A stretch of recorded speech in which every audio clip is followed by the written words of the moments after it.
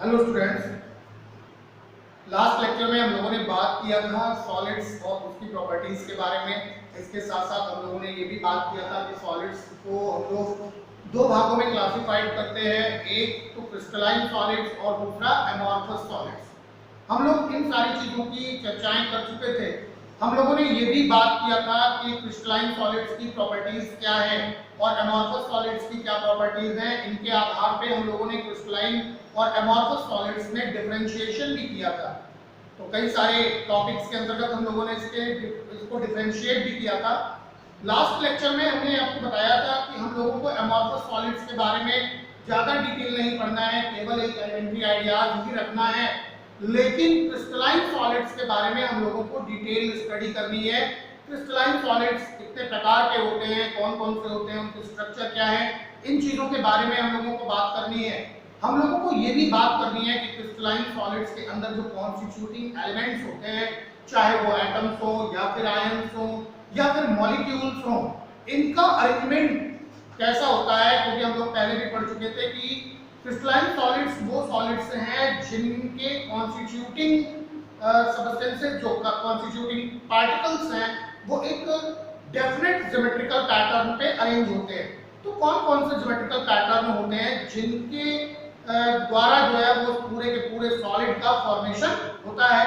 तो हम लोग इन सारी चीजों को बात करेंगे। डिफरेंट ज्योमेट्रिकल जो स्ट्रक्चर्स होते हैं क्रिस्टलाइन सॉलिड्स के, उनमें जो कॉन्स्टिट्यूटिंग पार्टिकल्स होते हैं वो कहाँ लगे होते हैं, यानी उनके लैटिस साइट्स के बारे में हम लोगों को बात करना है।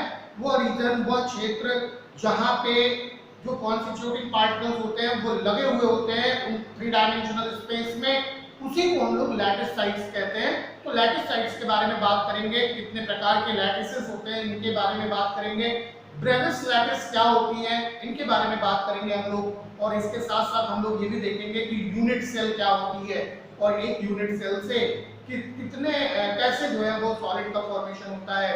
फिर हम लोग बात करेंगे पैकिंग के बारे में, और पैकिंग कैसे होती है, कैसे पैक्ड होते हैं 1D स्ट्रक्चर में, 2D में और 3D में।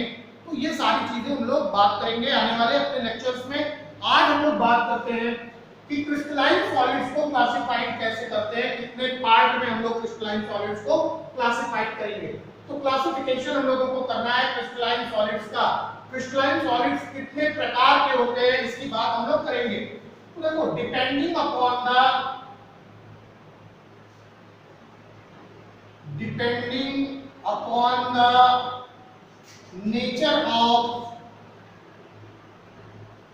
nature of particles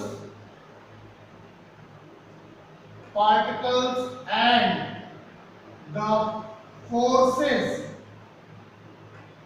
between the particles,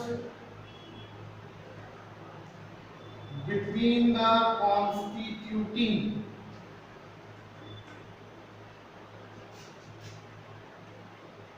particles, the crystalline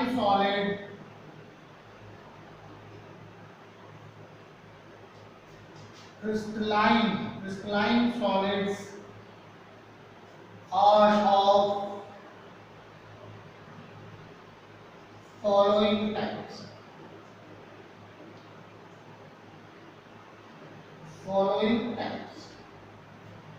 nature of particles, यानी कि पार्टिकल्स से मिलकर के सॉलिड बना हुआ है। जो पार्टिकल्स हैं जो सॉलिड्स को कॉन्स्टिट्यूट कर रहे हैं, उनका नेचर क्या है, और इन पार्टिकल्स के बीच में लगने वाले जो अट्रैक्टिव फोर्सेस हैं, इन फोर्सेस के आधार पर हम लोग क्रिस्टलाइन सॉलिड्स को डिफरेंट क्लासेस में क्लासिफाइड करते हैं। तो कैसे? सबसे पहला, अगर कॉन्स्टिट्यूटिंग पार्टिकल्स जो हैं वो आयंस हैं, तो इस तरह के सॉलिड्स को, क्रिस्टलाइन सॉलिड्स को हम लोग क्या कहेंगे? आयनिक सॉलिड। ये आयनिक सॉलिड्स होते हैं। दूसरी चीज अगर हम लोग देखें कि अगर जो आयनिक सॉलिड्स हैं उनके बीच में लगने वाले फोर्सेस जो हैं वो कौन से होंगे? Electrostatic forces. तो हम लोग अभी बात करेंगे आयनिक सॉलिड्स के बारे में। दूसरी चीज जो होती है जिसको हम लोग कहते हैं कोवेलेंट सॉलिड्स, या इसी को हम लोग मॉलिक्यूलर सॉलिड्स भी कहते हैं। Molecular solids. अब कोवेलेंट सॉलिड या मॉलिक्यूलर सॉलिड्स क्या है?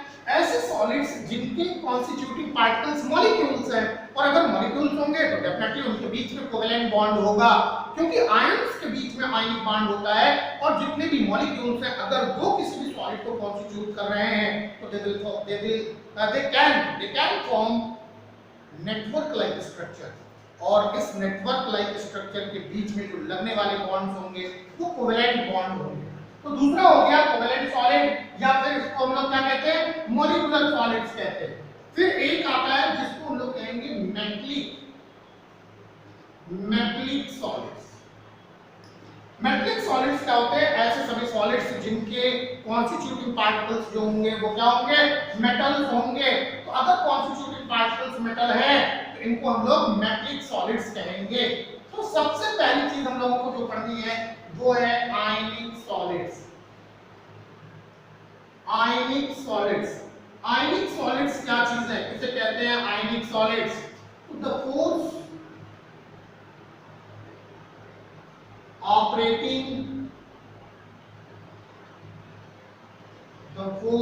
operating in ionic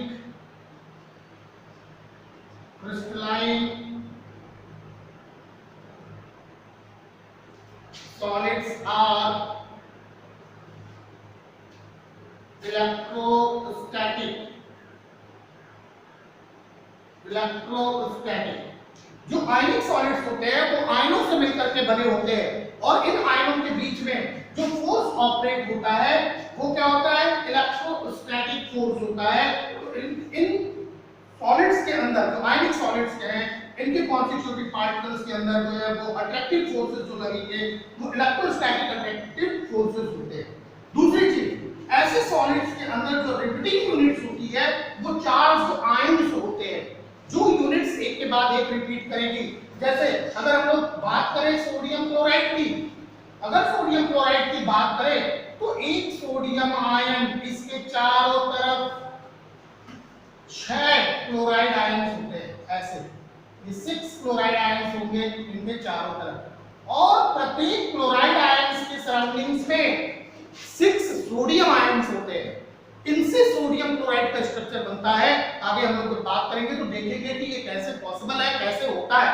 तो सबसे पहली चीज तो ये कि जो आयंस होंगे, जो सोडियम और क्लोराइड आयन है, इनके बीच में एक स्ट्रॉन्ग अट्रैक्टिव फोर्स लगता है जो कि इलेक्ट्रोस्टैटिक फोर्स कहलाता है, और यही इसकी रिपीटिंग यूनिट्स होती है। यानी बार-बार क्लोराइड आयंस का रिपीटिशन होगा, बार-बार सोडियम आयंस का रिपीटिशन होगा। इसको हम लोग इस तरह से समझ सकते हैं, ये सोडियम आयन होगा, फिर क्लोराइड आयन होगा, फिर सोडियम आयन होगा, फिर क्लोराइड आयन होगा, फिर यहाँ पे क्लोराइड आयन होगा, यहाँ सोडियम आयन होगा, यहाँ क्लोराइड आयन होगा, यहाँ सोडियम आयन होगा। तो इस तरह से स्ट्रक्चर का फॉर्मेशन होता है। ये Na आयन, Cl आयन, फिर Na आयन और फिर Cl आयन, इस तरह से स्ट्रक्चर का फॉर्मेशन हो जाता है और सोडियम क्लोराइड का क्रिस्टल का फॉर्मेशन होता है। इनके बीच में जो लगने वाले फोर्सेस होंगे ये इलेक्ट्रोस्टैटिक फोर्स होंगे। अब एक सोडियम के चारों तरफ कितने क्लोराइड आयन होते हैं? 6 क्लोराइड आयन होंगे, 6 क्लोराइड आयन। तो ये 6 क्लोराइड आयंस जो होते हैं वो एक सोडियम आयन को टच करते रहते हैं। तो किसी भी आयंस, एटम्स या मॉलिक्यूल्स को उसके नाइबर्स जितनी भी संख्या में टच करते हैं वही उसका कोऑर्डिनेशन नंबर कहलाता है। उसी को हम लोग कोऑर्डिनेशन नंबर कहते हैं। जैसे मान लें कि अगर मान लें कि इन आयनों का जो शेप है वो स्क्वायर शेप है, तो इस तरह से अगर देखें तो इसके चारों तरफ 1 2 3 4 5 और ये 6, तो ये इस सोडियम आयन को 6 स्क्वायर क्लोराइड आयन के टच कर रहे हैं, और इसलिए सोडियम का जो क्या होगा, कोऑर्डिनेशन नंबर होगा वो 6 होगा। बिल्कुल इसी तरह से क्लोराइड आयन को 6 सोडियम आयन टच करते हैं, तो क्लोराइड आयन का भी जो कोऑर्डिनेशन नंबर होगा वो क्या होगा, 6 होगा। मान लो कि अगर 1D स्ट्रक्चर है, इस तरह से अगर 1D स्ट्रक्चर की बात करते हैं तो इसमें किसी एक का भी मान लो, इसको हम ले लेते हैं, मान लो कि ये B- आयन है। अगर इसको देखें तो इसका कोऑर्डिनेशन नंबर कितना होगा, केवल 2 ही इसको टच कर रहे हैं, तो केवल 2 टच कर रहे हैं तो इसका कोऑर्डिनेशन नंबर 2 होगा, इसका कोऑर्डिनेशन नंबर 2 हो जाएगा। अब अगर मान लें 2D स्ट्रक्चर है,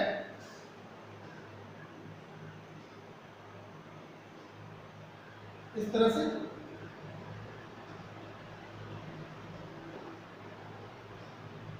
ये 2D स्ट्रक्चर है।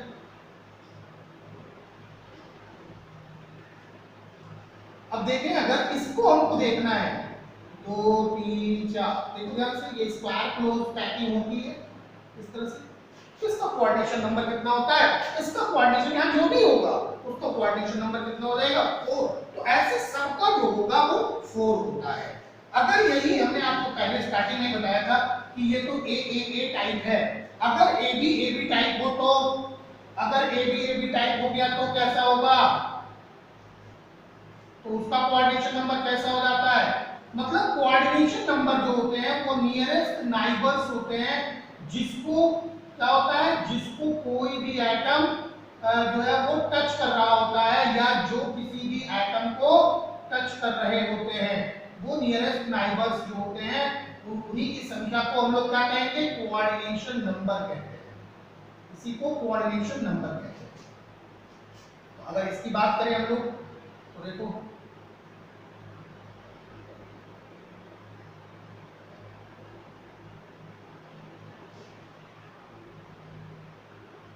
छह हो रहे हैं, ये हेक्सागोनल क्लोज पैकिंग होती है और इसका कोऑर्डिनेशन नंबर जो आता है वो 6 आता है। तो इस तरह से जो रिपीटिंग यूनिट, हालांकि इस पे हम लोग और ज्यादा एक्सप्लेन करेंगे अगले लेक्चर्स में।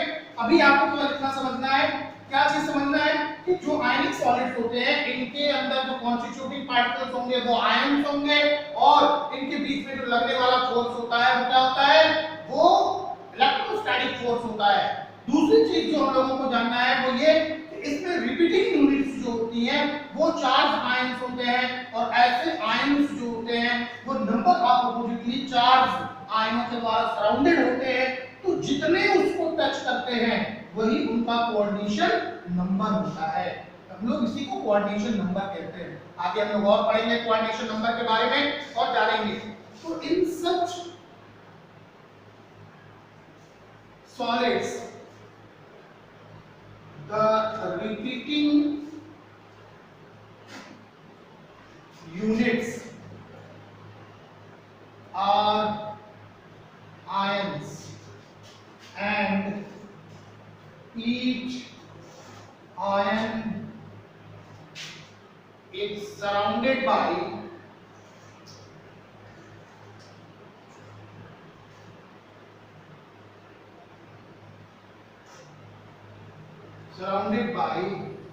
a number of oppositely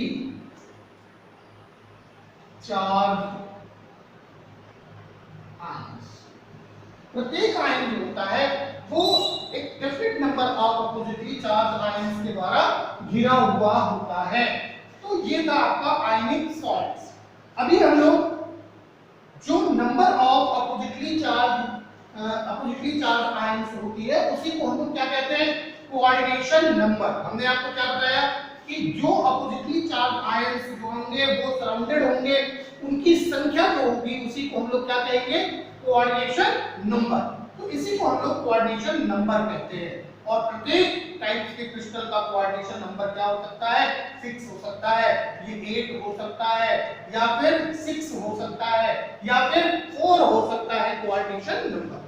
तो आगे हम लोग कोऑर्डिनेशन नंबर के बारे में और डिटेल बात करने वाले हैं। अब दूसरी चीज देखें, इन सॉलिड्स की प्रॉपर्टीज के बारे में थोड़ा सा जान लें। जो आयनिक सॉलिड्स होते हैं इनकी प्रॉपर्टीज क्या होती है? तो आपने भी क्या देखा कि इनके जो कॉन्स्टिट्यूटिंग पार्टिकल्स हैं वो आयंस हैं। इन आयनों के बीच में जो लगने वाले फोर्सेस हैं वो इलेक्ट्रोस्टैटिक फोर्सेस हैं। क्लास 11th में आप लोगों ने पढ़ा होगा कि आयनिक फोर्सेस जो होते हैं, जो इलेक्ट्रोस्टैटिक फोर्सेस होते हैं, ये बहुत ज्यादा स्ट्रांग होते हैं।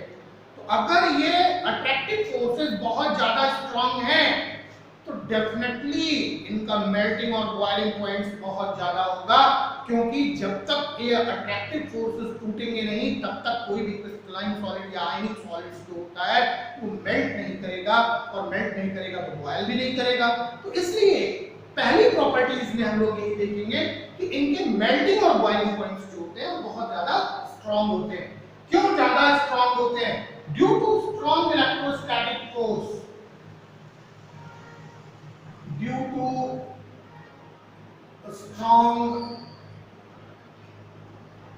electrostatic force.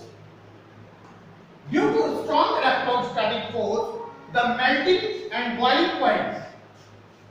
Due to strong electrostatic force, the ionic solids are very hard. ये बहुत ज्यादा कठोर होते हैं, वेरी हार्ड, बहुत ज्यादा कठोर होते हैं, क्योंकि इनके बीच में जो लगने वाले इलेक्ट्रोस्टैटिक फोर्सेस होते हैं ये बहुत ज्यादा स्ट्रांग होते हैं एंड हैव लो वोलेटिलिटी. इनकी वोलेटिलिटी कैसी होती है? बहुत लो होती है, यानी they can not easily vaporise. ये आसानी से रूम टेम्परेचर पर वेपोराइज नहीं होते हैं. Also having high melting point and boiling point. इनका मेल्टिंग और बॉइलिंग पॉइंट जो होता है ये भी बहुत ज्यादा होता है. अगली चीज अगर हम लोग बात करें तो चूंकि नेचर में ये कैसे होंगे? पोलर. तो जनरली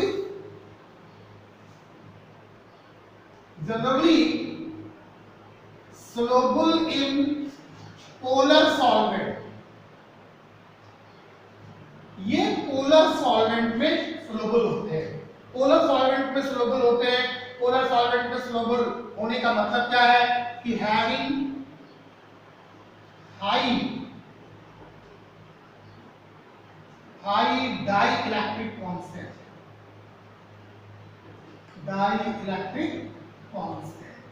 इनका डाइइलेक्ट्रिक कांस्टेंट जो है वो ज्यादा होता है और इसीलिए ये पोलर सॉल्वेंट में कैसे होते हैं? सोलुबल होते हैं. तो ये चीजें आपको समझ में आ गई होंगी. आयनिक सॉलिड्स क्या हैं? जिनके कॉन्स्टिट्यूटिंग पार्टिकल्स जो हैं वो आयंस होते हैं. तो जिनके कॉन्स्टिट्यूटिंग पार्टिकल्स आयंस होंगे वो आयनिक सॉलिड्स कहलाते हैं. दूसरी चीज, इनके बीच में जो लगने वाले फोर्सेस हैं वो फोर्सेस कैसे होते हैं? इलेक्ट्रोस्टैटिक फोर्सेस होते हैं. इलेक्ट्रोस्टैटिक फोर्सेस होने की वजह से ये बहुत ज्यादा हार्ड होते हैं और हार्ड होने के साथ साथ इनकी वोलेटिलिटी जो होती है वो बहुत कम होती है. इलेक्ट्रोस्टैटिक फोर्स की वजह से ही इनका मेल्टिंग और बॉइलिंग पॉइंट्स जो होता है वो बहुत ज्यादा होता है.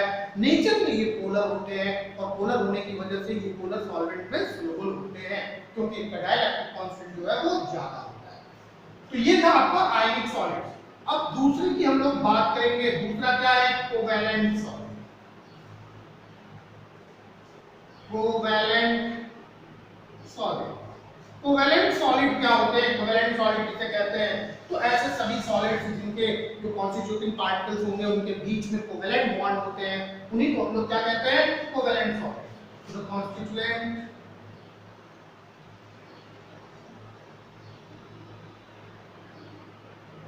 constituting particles are क्या हो सकता है? ये एटम्स हो सकता है या क्या हो सकता है? Atoms of the same element. एक ही एलिमेंट के एटम्स हो सकते हैं या फिर different element.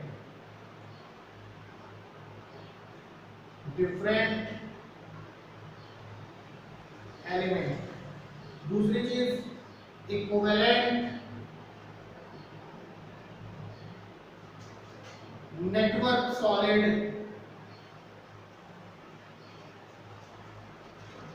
Covalent network solid are held together by covalent bond.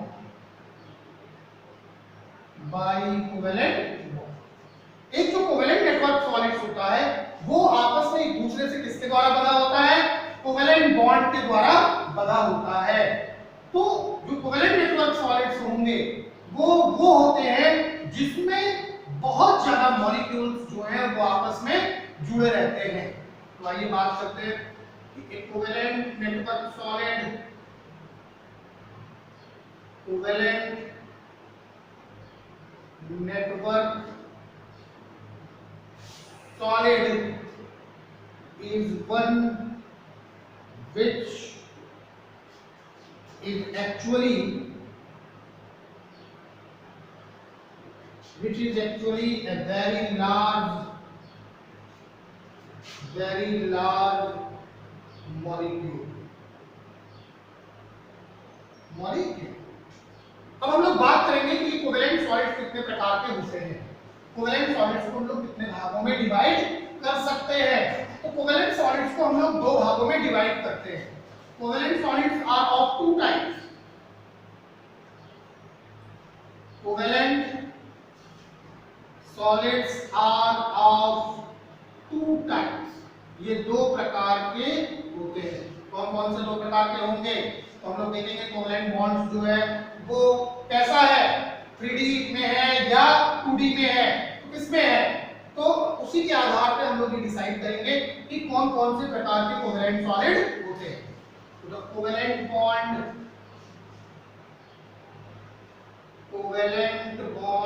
X tends in 3D forming a geometric interlocking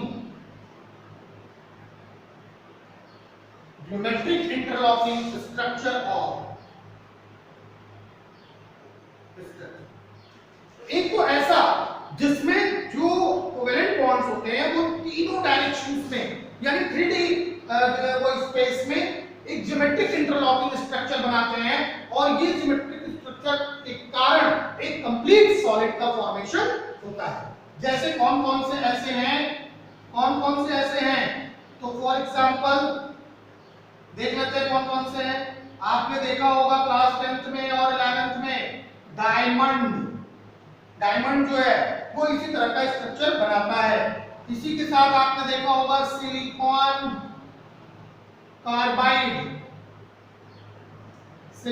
carbide या फिर एल्यूमिनियम नाइट्राइड,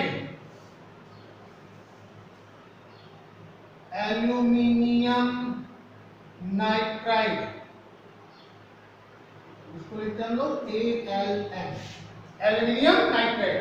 ये सब ऐसे क्रिस्टलाइन सॉलिड्स हैं, कोवेलेंट सॉलिड्स हैं जो कॉन्स्टिट्यूटिंग एलिमेंट्स को जो है 3D स्ट्रक्चर्स में कोवेलेंट बॉन्ड के द्वारा जोड़ते हैं और एक जायंट मॉलिक्यूल का फॉर्मेशन करते हैं, विशाल मॉलिक्यूल का फॉर्मेशन करते हैं। किसके द्वारा? आपस में इंटरलॉकिंग के द्वारा, एक ज्योमेट्रिकल इंटरलॉकिंग इनके बीच में होती है। तो इस ज्योमेट्रिकल इंटरलॉकिंग के द्वारा जो है वो एक स्ट्रॉन्ग और एक जायंट मॉलिक्यूल का फॉर्मेशन होता है। तो इसी को हम लोग क्या कहेंगे? इसी को हम लोग कोवेलेंट सॉलिड्स कहते हैं। तो पहले टाइप का कोवेलेंट सॉलिड ऐसा ही होता है। अभी इसको हम लोग कोई नाम अलग से नहीं देते हैं, ये नेटवर्क सॉलिड भी हम लोग इसको कह सकते हैं कि नेटवर्क सॉलिड है, तो नेटवर्क सॉलिड भी कह सकते हैं। आइए इन सॉलिड्स के फीचर्स क्या होते हैं, क्या फीचर्स होंगे? तो फीचर्स of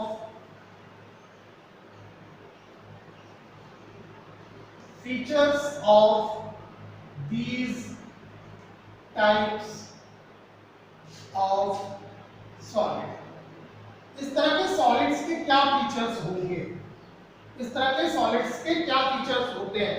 तो सबसे पहले ये जो सॉलिड्स होते हैं, इन सॉलिड्स के जो एटम्स होंगे ये एक दूसरे के द्वारा स्ट्रॉन्ग कोवेलेंट बॉन्ड के द्वारा बंधे होते हैं। तो इन दीज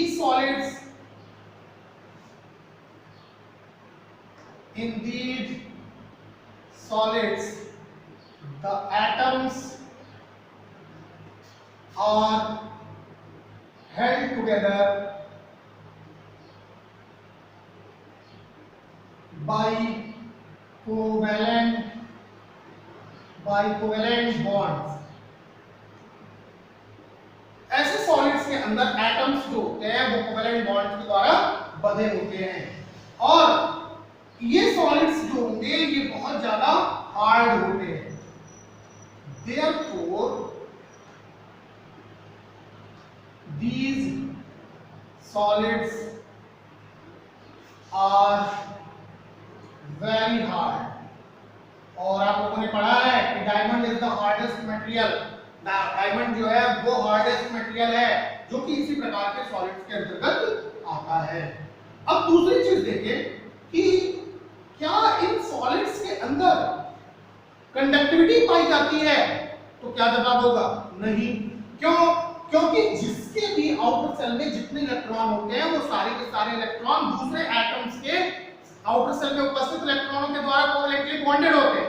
इसका मतलब there is no free mobile electron in the solid. इस सॉलिड के अंदर कोई भी फ्री मोबाइल इलेक्ट्रॉन नहीं होता है। तो अगर मोबाइल इलेक्ट्रॉन नहीं है और हम लोग जानते हैं कि इलेक्ट्रॉन्स जो हैं वो चार्ज कैरियर होते हैं, तो अगर कोई भी फ्री इलेक्ट्रॉन नहीं है तो ऐसी कंडीशन में ये बैड कंडक्टर्स होंगे, या हम ये कहें कि ये इंसुलेटर होंगे। तो ये सॉलिड्स जो होते हैं वो कैसे होंगे कि इनके अंदर कोई भी फ्री इलेक्ट्रॉन नहीं होते हैं। There is no free electron, there is no free electron in these solids. इन सॉलिड्स के अंदर कोई भी फ्री इलेक्ट्रॉन नहीं होते हैं। तो ऐसी कंडीशन में hence these solids are bad conductors। इसलिए ये जो सॉलिड्स होते हैं वो बैड कंडक्टर्स होते हैं। इनके अंदर कंडक्टिविटी नहीं होती है, they do not conduct electricity, ये इलेक्ट्रिसिटी को कंडक्ट नहीं कर सकते हैं। These solids have very high melting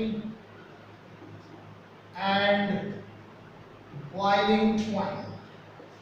ये सॉलिड्स जो होते हैं इनका मेल्टिंग और बॉइलिंग पॉइंट जो है वो बहुत ज्यादा स्ट्रांग होता है, बहुत हाई मेल्टिंग और बॉइलिंग पॉइंट होते हैं। अब दूसरे प्रकार का जो कोवैलेंट बॉन्ड है, जो कोवैलेंट स्ट्रक्चर है या कोवैलेंट सॉलिड्स है, वो कौन सा है जो दूसरे प्रकार वाला है? अभी हम लोगों ने पहले वाले प्रकार में क्या देखा कि इसके अंदर कोवैलेंट जो एक्सटेंड होता है वो 3D स्पेस में होता है, 3D यानी 3 डायमेंशनल स्पेस में होता है। दूसरा वाला जो होगा उसमें 2D एक्सटेंड करता है। जो कोवैलेंट बॉन्ड होंगे वो केवल 2 डायरेक्शन में जो है वो एक्सटेंड करेंगे। तो ये कौन कौन से होते हैं? देखो, the covalent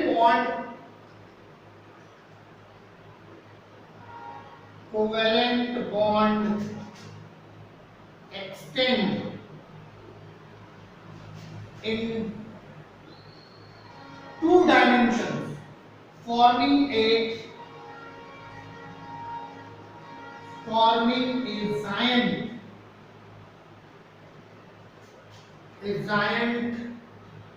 layer. These layers are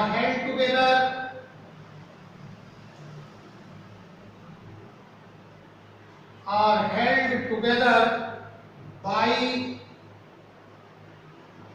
van der Waals forces।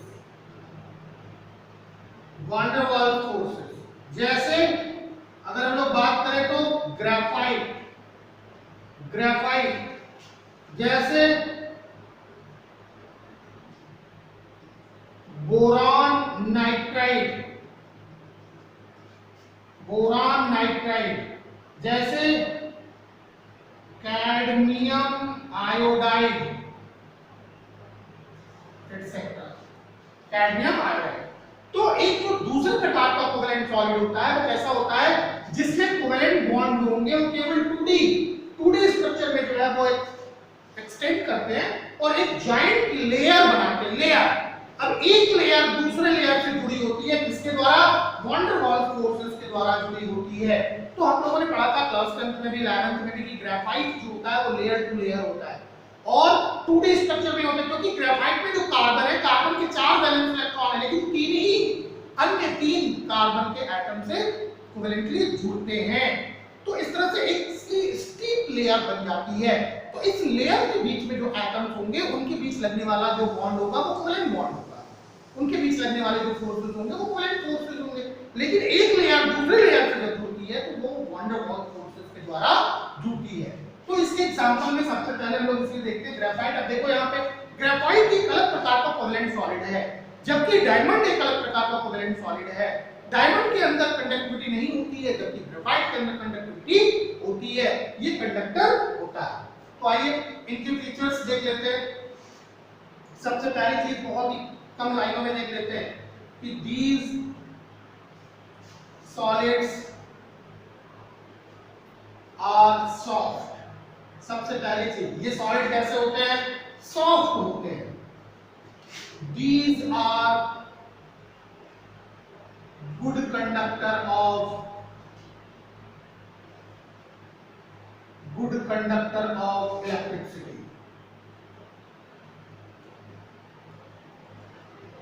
electricity। और these solids are smooth। कैसे होते हैं ये? Smooth and slippery. ये स्लीपरी होते हैं और स्मूथ होते हैं। तो ये सारी प्रॉपर्टीज ग्रेफाइट के बारे में आप लोग ऑलरेडी जानते हैं। तो अभी हम लोग बात करेंगे अगले टाइप का, जो कि है मॉलिक्यूलर सॉलिड्स। मॉलिक्यूलर सॉलिड्स क्या है? हम लोग बात करेंगे मॉलिक्यूलर सॉलिड्स की।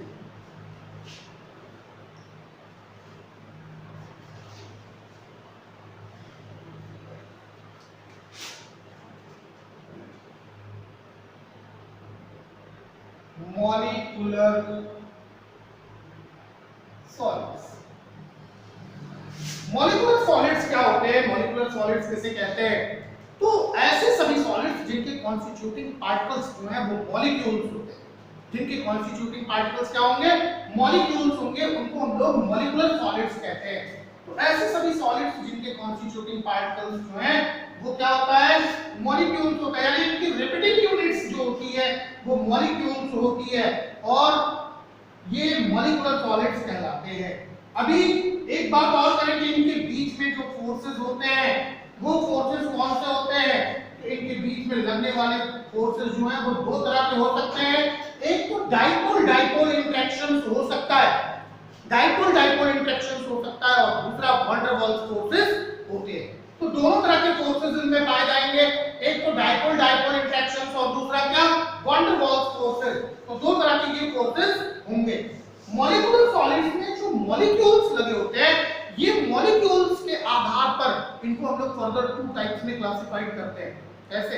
एक तो ऐसे मॉलिक्यूल्स हो सकते हैं जो नेचर में नॉन पोलर हो, नॉन पोलर मॉलिक्यूल्स हो सकते हैं। तो अगर नॉन पोलर है, जैसे हाइड्रोजन है या फिर कोई भी नोबल गैसेस हैं, तो ये सब नेचर में नॉन पोलर होते हैं। तो अगर नॉन पोलर है तो ये नॉन पोलर मॉलिक्यूलर सॉलिड्स कहलाता है। लेकिन अगर पोलर हो, जैसे HCl है, जैसे वाटर है, तो ये पोलर मॉलिक्यूलर सॉलिड्स कहलाते हैं। तो दो तो ये हो गए। एक क्या हो गया? जो नॉन पोलर मॉलिक्यूल से बना हुआ है। दूसरा क्या हो गया? जो पोलर मॉलिक्यूल से बना हुआ है। और एक और होता है तीसरा, जिसमें हाइड्रोजन बॉन्ड हो, जिसमें क्या लगे हुए हो? हाइड्रोजन बॉन्डेड हो। तो हाइड्रोजन बॉन्डेड मॉलिक्यूलर सॉलिड्स भी होते हैं।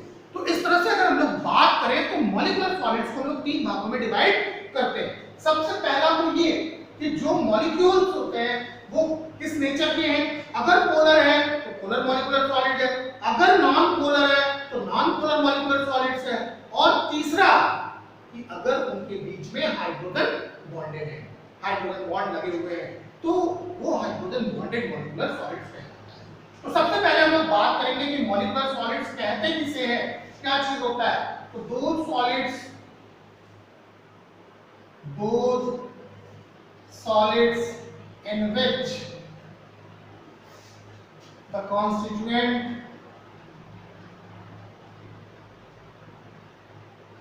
particles are molecules। ऐसे सॉलिड्स जिनमें कॉन्स्टिट्यूएंट पार्टिकल्स कैसा होता है? वो मॉलिक्यूल्स होता है। और इन मॉलिक्यूल्स के बीच में क्या होता है? जो फोर्सेस लगते हैं, the forces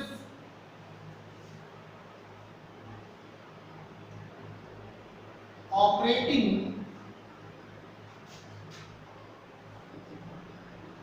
in these solids are dipole-dipole interactions, dipole-dipole interactions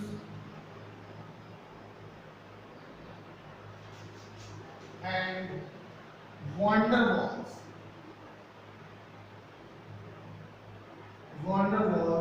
force। इनके बीच में जो फोर्सेस ऑपरेट होते हैं वो डाइपोल इंटरेक्शंस हो सकते हैं और क्या हो सकते हैं, van der Waals फोर्सेस हो सकते हैं। अब हम लोग आगे भी डिवाइड करेंगे कि molecular solids are further divided into the following three parts। तीन पार्ट्स में इसको डिवाइड करते हैं। सबसे पहला पार्ट क्या होगा, जिसको हम लोग नॉन पोलर मॉलिक्यूलर सॉलिड्स कहते हैं। Non polar molecular solids. Non polar molecular solids में क्या आएगा, जिसके कॉन्स्टिट्यूटिंग पार्टिकल्स जो मॉलिक्यूल्स होंगे वो कैसे होंगे, नॉन पोलर होंगे। तो the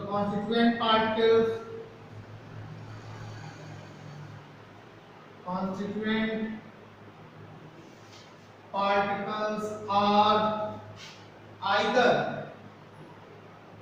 solid atoms like those of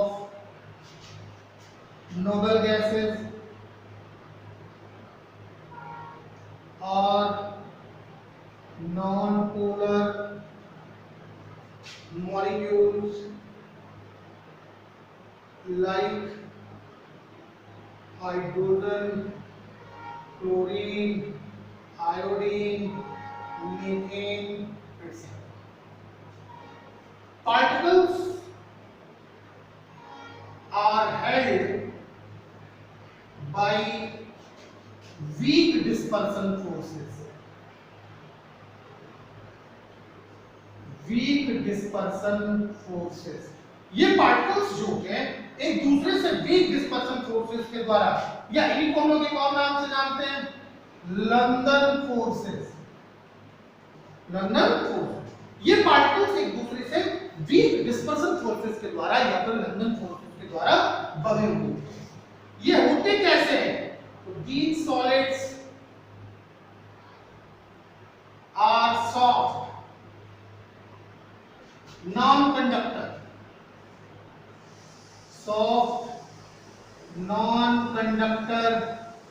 and have low melting point and boiling point। इनके melting point और boiling point जो होते हैं वो बहुत लो होते हैं। These are usually in gases। These are usually in gases or in liquid state at room temperature। सामान्यतः ये रूम टेम्परेचर पर कैसे होते हैं, सामान्यतः ये रूम टेम्परेचर पर लिक्विड स्टेट में होते हैं या फिर गैसियस स्टेट में होते हैं। तो देखने की बात यही है कि ये जो सॉलिड्स हैं, जो नॉन पोलर मॉलिक्यूलर सॉलिड्स हैं, ये नॉन पोलर मॉलिक्यूल से मिलकर के बने होते हैं या फिर ऐसे एटम्स होंगे जो कि नोबल गैसेस की तरफ से हों, या फिर ऐसे नॉन पोलर मॉलिक्यूल जैसे हाइड्रोजन, क्लोरीन, आयोडीन, मीथेन, इन सब से मिलकर के बने होते हैं। इनके बीच में जो ऑपरेटिंग फोर्सेस होते हैं वो वीक डिस्पर्सन फोर्स या लंदन फोर्स होता है।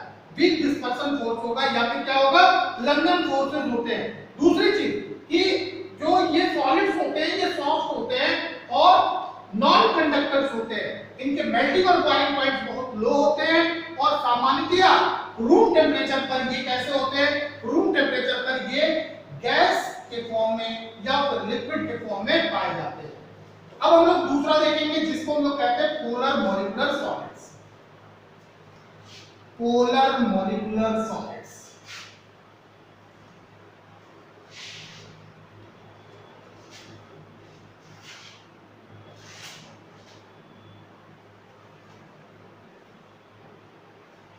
Polar molecular solids. Polar molecular solids क्या होंगे? तो जैसे नॉन पोलर में जो कॉन्स्टिट्यूटिंग पार्टिकल्स थे वो कैसे थे? नॉन पोलर में कॉन्स्टिट्यूटिंग पार्टिकल्स जो थे वो नॉन पोलर थे। अभी पोलर में क्या होगा? पोलर में जो कॉन्स्टिट्यूटिंग पार्टिकल्स होंगे वो पोलर होंगे। तो in these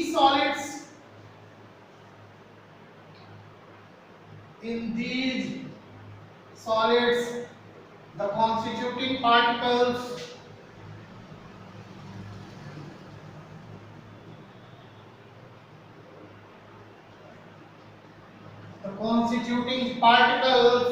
are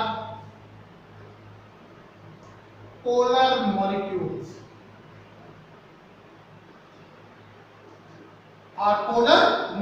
constituting particles जो होंगे वो polar molecules होते हैं, जैसे लाइक HCl, जैसे HCl है, या फिर सल्फर डाइऑक्साइड एक्सेट्रा। ये सब क्या होते हैं?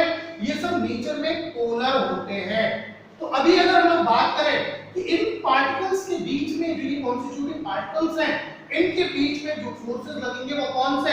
तो डेफिनेटली अगर ये पोलर है तो they will form a two dipole, ये दो डाइपोल बनाएंगे और इनके बीच में जो इंटरेक्शंस लगेंगे वो कौन से लगेंगे? Dipole dipole interaction. तो the particles are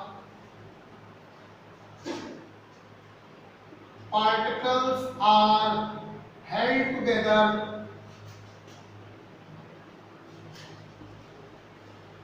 together by dipole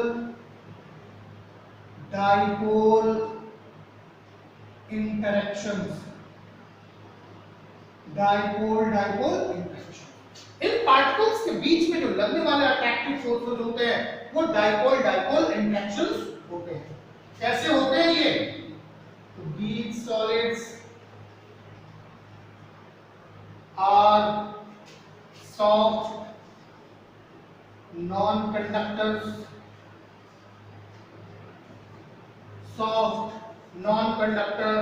and have high melting point and boiling point। इनके मेल्टिंग पॉइंट और बॉइलिंग पॉइंट जो होंगे वो बहुत ज्यादा होते हैं। अब जो अगले प्रकार का है जिसको हम लोग क्या कहेंगे? Hydrogen bonded molecular solids.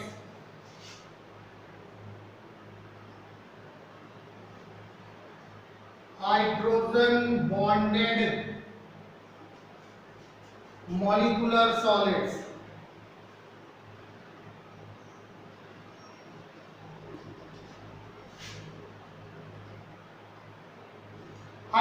Bonded molecular solids. Hydrogen bonded molecular solids क्या होंगे? जिनके कॉन्स्टिट्यूएंट पार्टिकल्स जो होंगे वो मॉलिक्यूल्स होंगे, लेकिन ऐसे मॉलिक्यूल्स जिनके बीच में हाइड्रोजन बॉन्ड लगे हुए हैं। तो हाइड्रोजन बॉन्ड किनके बीच में लगता है? हाइड्रोजन और एक कोई भी स्ट्रॉन्ग इलेक्ट्रोनेगेटिव एलिमेंट, चाहे वो नाइट्रोजन हो, चाहे वो ऑक्सीजन हो, चाहे वो फ्लोरीन हो सकता है। तो अगर ऐसा है तो इस तरह के सॉलिड्स जो होंगे वो हाइड्रोजन बॉन्डेड मॉलिक्यूलर सॉलिड्स कहलाते हैं।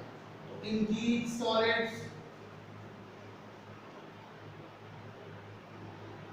solids the constituent particles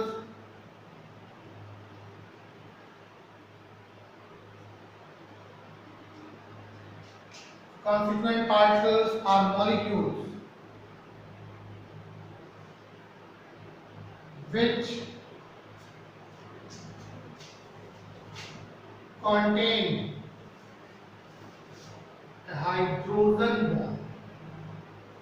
contain a hydrogen bond, जिनके अंदर क्या होता है? हाइड्रोजन बॉन्ड होता है।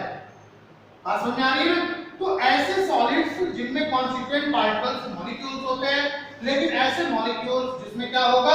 हाइड्रोजन बॉन्ड लगा हुआ होगा।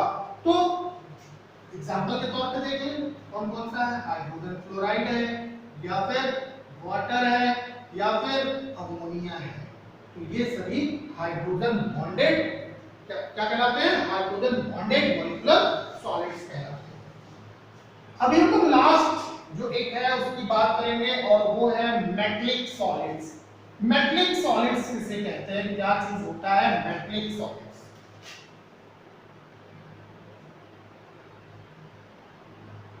Metallic solids. मेटलिक सॉलिड्स किसे कहते हैं, क्या चीज होता है मेटलिक सॉलिड्स? तो डेफिनेटली मेटलिक सॉलिड्स क्या होगा, जिनके कॉन्स्टिट्यूटिंग पार्टिकल्स जो होंगे वो क्या होंगे, मेटल्स होंगे। तो metallic solids are those metallic solids are those in which metal kernels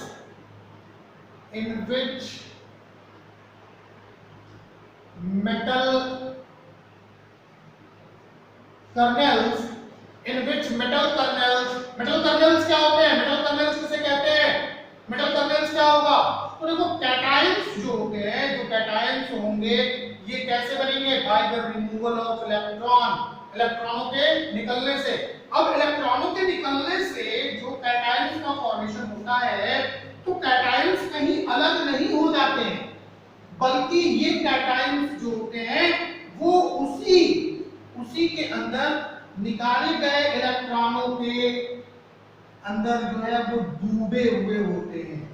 जैसे ये इस तरह से ऐसे मान लेते हैं कि एक सॉलिड है, अब इसमें जो इलेक्ट्रॉन रिलीज होंगे ये सब इलेक्ट्रॉन्स होते हैं, ये नेगेटिवली चार्ज, ये इलेक्ट्रॉन्स होते हैं, ये सभी इलेक्ट्रॉन्स हैं।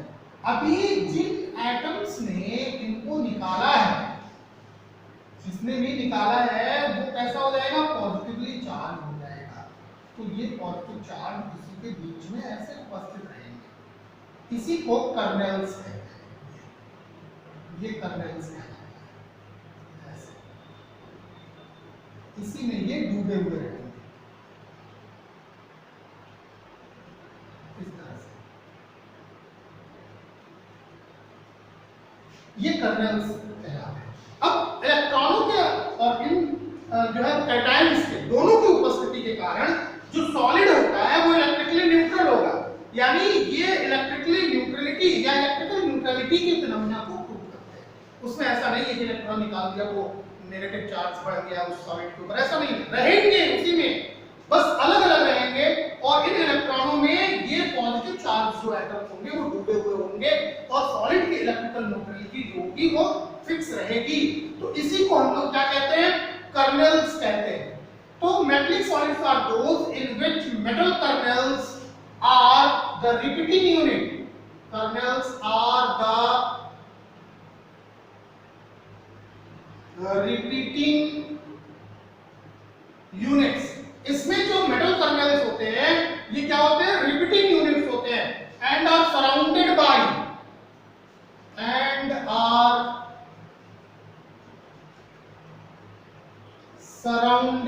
by sea of electrons.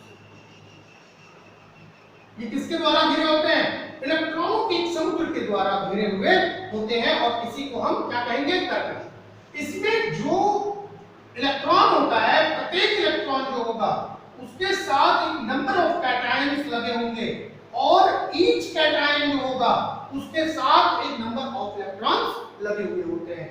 यही कारण है कि ये इलेक्ट्रिकली न्यूट्रल होता है। ईच इलेक्ट्रॉन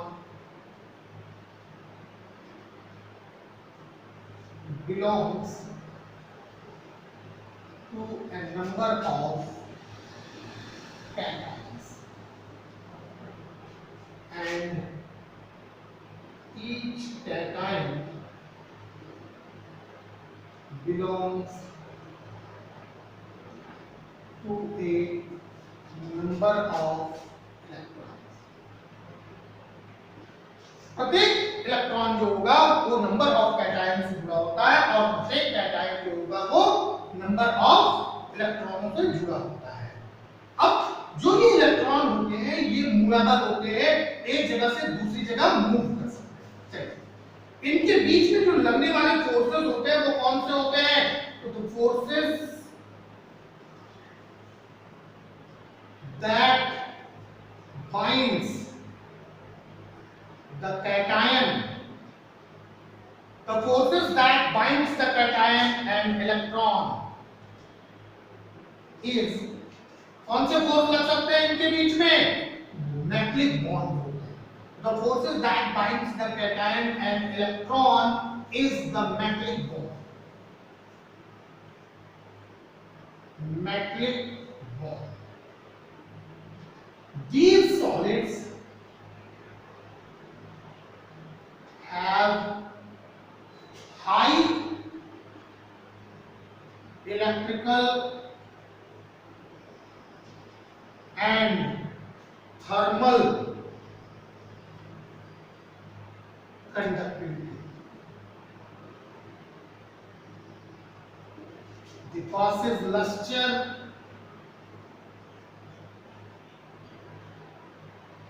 लस्टर का मतलब इनकी अपनी एक शाइन होती है, इनका एक शाइनिंग सरफेस होता है, तो इनके अंदर लस्टर होता है एंड आर हाईली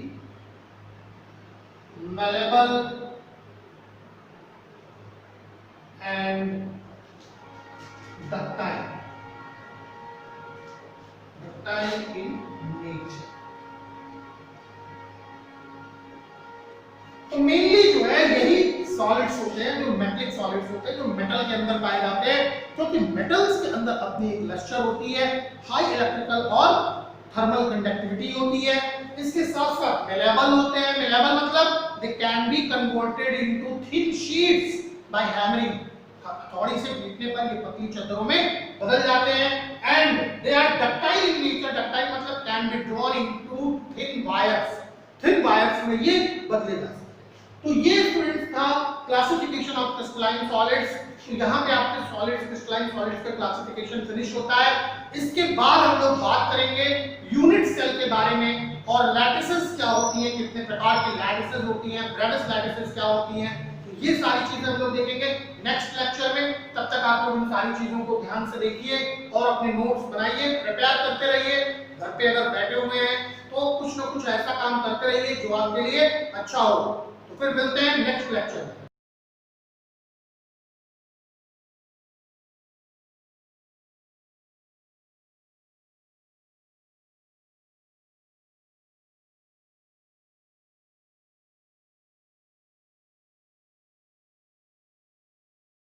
तेरी कूलनेस का स्वैग कहीं लो ना हो जाए, तेरी लाइफ की स्पीड कहीं स्लो ना हो जाए, तेरी कूलनेस का स्वैग कहीं लो ना हो जाए, तेरी लाइफ की स्पीड कहीं स्लो ना हो जाए। जरा ध्यान से सुनो ना फिर बाद में ना रोना,